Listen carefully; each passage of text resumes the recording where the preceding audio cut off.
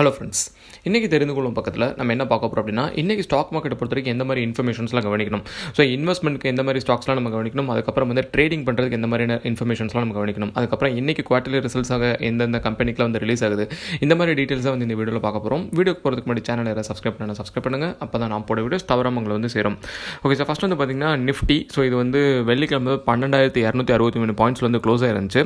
So இப்போ இதுக்கு அடுத்தபடியான support level அப்படின்னு சொல்லி பார்த்தீங்கன்னா, இன்கேஸ் கம்மியாகிற பட்சத்தில் வந்து 12,170, அதை தொடர்ந்து வந்து பார்த்தீங்கன்னா 12,070 பாயிண்ட் இது வரைக்கும் வந்து சப்போர்ட் லெவல் இருக்குது.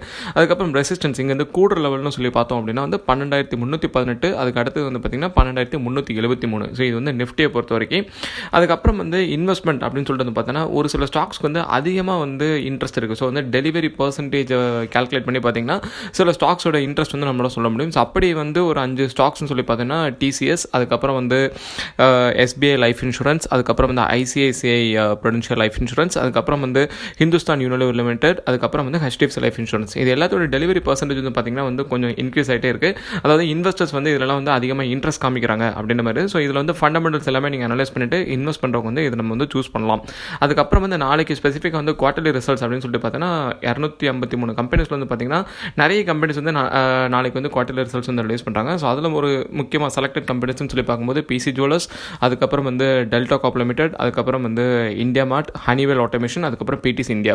ஸோ ரிசல்ட்ஸ் அனௌன்ஸ் பண்ணுற டேட் வந்து யூஸ்வலாகவே வந்து பார்த்திங்கன்னா வந்து ரிசல்ட்ஸோட அடிப்படையில் வந்து இந்த ப்ரைஸ் வந்து ஒரு ஃப்ளக்சுவேஷன் இருக்கும். ஸோ இதெல்லாம் வந்து உங்களோட வாட்ச் லிஸ்ட்டில் வச்சுக்கிட்டீங்க அப்படின்னா வந்து உங்களோட ட்ரேடிங் வந்து ரொம்ப யூஸ்ஃபுல்லாக இருக்கும்.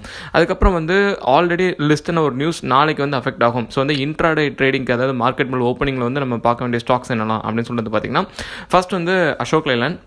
ஸோ அசோக் லைலாண்ட் ஸ்டாக் பொறுத்த வரைக்கும் பார்த்திங்கன்னா வந்து கிட்டத்தட்ட 146 கோடி வந்து லாஸாக வந்து ரிப்போர்ட் பண்ணியிருக்காங்க. ஸோ ரெவென்யூ, அதாவது கம்பெனியோட ரெவென்யூ வந்து பார்த்திங்கன்னா வந்து 3,929 கோடியிலேருந்து 2,836 கோடிக்கு வந்து டவுன் ஆயிருக்கு. ஸோ இந்த ஸ்டாக்கை பொறுத்த வரைக்கும் பார்த்திங்கன்னா இன்ட்ராடே ட்ரேடிங்கில் வந்து செல் அண்ட் பைக் வந்து நம்ம வந்து யூஸ் பண்ணிக்கலாம். ஸோ காலையில் 9 மணிக்கு வந்து நீங்கள் பாருங்கள் இந்த ஸ்டாக் எப்படி பெர்ஃபார்ம் ஆகுதுன்னு. ஸோ தட் வந்து இன்ட்ராடே ட்ரேடிங்க்கு வந்து இந்த ஸ்டாக் வந்து நம்ம யூஸ் பண்ணிக்க முடியும்.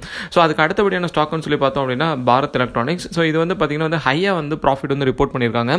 கிட்டத்தட்ட 397 கோடி வந்து ப்ராஃபிட் வந்து ரிப்போர்ட் பண்ணியிருக்காங்க. ஸோ ரெவென்யூன்னு சொல்லி பார்க்கும்போது வந்து 2,742 கோடியிலேருந்து பார்த்திங்கன்னா 3,188 கோடி வரைக்கும் வந்து இந்த ரெவென்யூ வந்து ஜம்ப் ஆயிருக்கு. ஸோ இது வந்து நாளைக்கு இன்ட்ராடே ட்ரேடிங்கில் வந்து ஒரு பை ஆப்ஷனுக்கு வந்து நம்மளால் யூஸ் பண்ணிக்க முடியும். ஸோ வந்து நீங்களும் வந்து ஒரு தடவை வந்து அனலைஸ் பண்ணிவிட்டு உங்களோட வாட்ச் லிஸ்ட்டில் நீங்கள் வந்து வச்சுக்கலாம். அதுக்கு அடுத்து வந்து பார்த்திங்கன்னா சிப்லா. ஸோ சிப்லா வந்து பார்த்திங்கன்னா வந்து ஹையரான ஒரு ப்ராஃபிட் வந்து ரிப்போர்ட் பண்ணியிருக்காங்க. ஸோ வந்து 661 கோடி வந்து ப்ராஃபிட் வந்து ரிப்போர்ட் பண்ணியிருக்காங்க. ஸோ இது வந்து ரெவென்யூன்னு சொல்லி நம்ம பார்க்கும்போது வந்து பார்த்திங்கன்னா 4,395 கோடியிலிருந்து 5,038 கோடிக்கு வந்து ரெவென்யூ வந்து இன்க்ரீஸ் ஆயிருக்கு. ஸோ இந்த எல்லா ஸ்டாக்ஸுமே வந்து பார்த்திங்கன்னா நாளைக்கு வந்து ஓரளவுக்கு கொஞ்சம் பெட்டராக பெர்ஃபார்ம் ஆகலாம். ஸோ ட்ரேடிங்க்கு வந்து மெயினாக வந்து இதை நீங்கள் யூஸ் பண்ணிக்கலாம். ஸோ இது நாளையோட ஸ்டாக் மார்க்கெட்டை பொறுத்த வரைக்கும் வந்து ஒரு சின்ன தகவல். இன்னும் இந்த மாதிரி பல தகவலும் அடுத்தடுத்த வீடியோவில் வந்து பார்க்கலாம்.